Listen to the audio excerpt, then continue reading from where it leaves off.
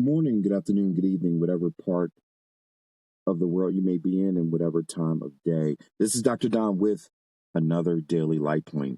We are continuing to unpack this theme around leading with.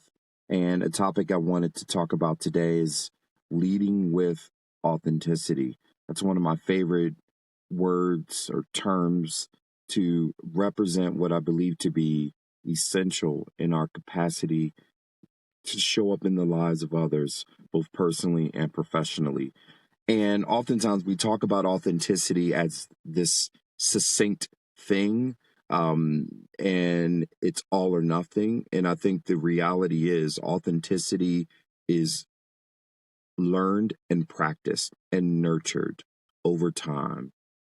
The reality is we live in a world where we have a desire to want to connect with others. We have a desire to have a sense of belonging. And as part of that process, sometimes uh, we take on the personas, the perspectives, the facades that enable us to make connections with others, when in fact, the more difficult journey is to nurture our own values, our own beliefs, our own goals that are true and personal to us. That's what makes us authentic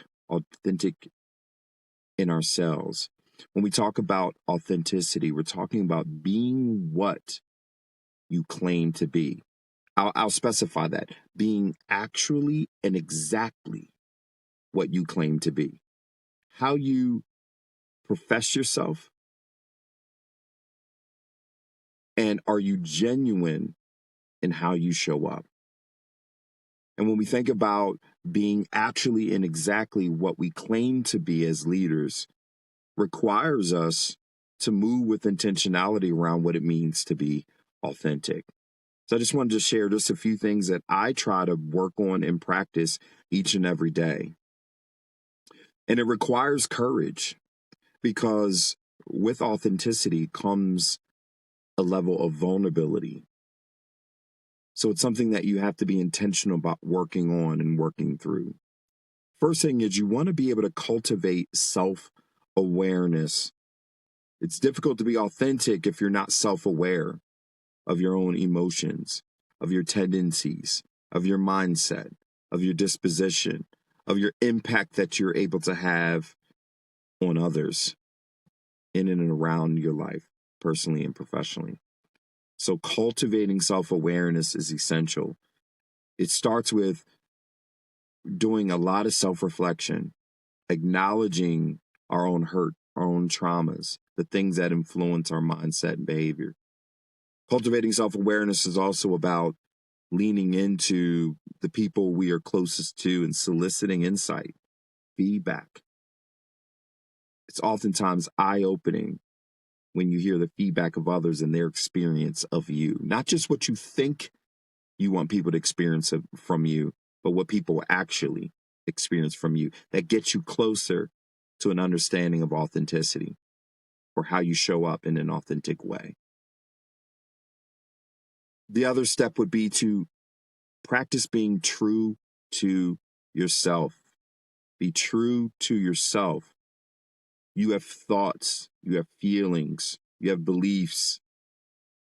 Being true to yourself means you acknowledge that they exist and that you speak on them or you act on them accordingly, or you examine them and decide if they are in alignment with what you want for yourself in your life. Be true to yourself.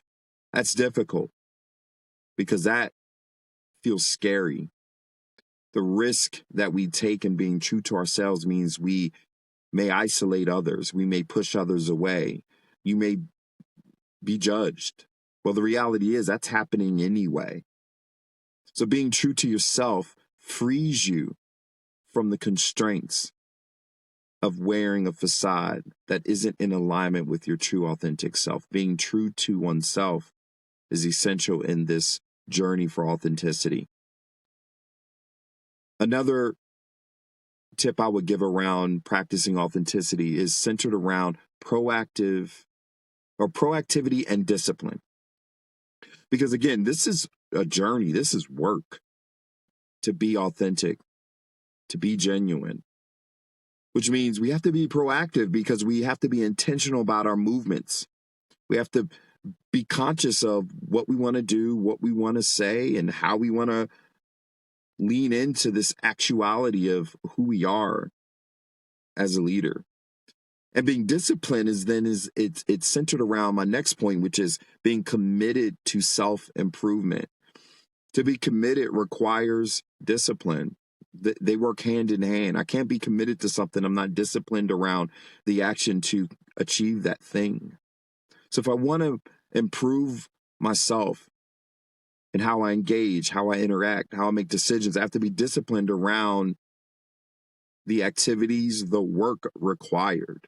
As I shared at the start of this LightPoint, authenticity requires work, effort, with intentionality and practicing those muscles. People say, "Well, if I'm genuine, it is what it is. You don't have to work on it." That's not true.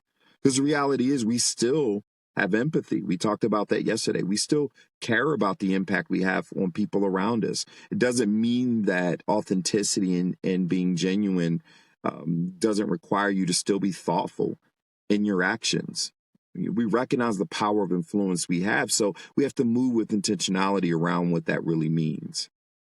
But owning our own values, our own beliefs, our own goals, our own objectives in our life, that's what authenticity is about. Having the courage to be vulnerable, sharing those values, beliefs, experiences. That's what authenticity is all about. So practicing and being disciplined around the skills development, the competency development, and effective communication, and healing our own trauma, all those things require work. So being an authentic leader requires effort, time, energy. Now, what shines through in all of that as we get more comfortable with ourselves through self-awareness, as we become more true to ourselves, as we are committed to our self-improvement, the work feels or comes with ease.